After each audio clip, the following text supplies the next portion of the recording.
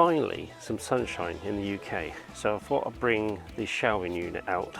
I'm going to give it a first coat of black Indian ink. Wear gloves, by the way, I've just found out. And then another 2 coats of the ebony wood stain. I'm going to be using the old spongy thing.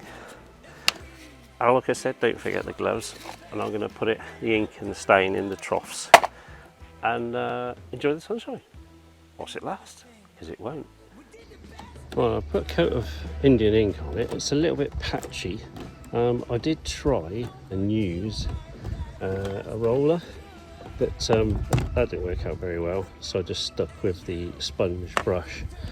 It's a little bit patchy, but what I'll do is put on a couple of coats of the stain and see if that smooths out a little bit.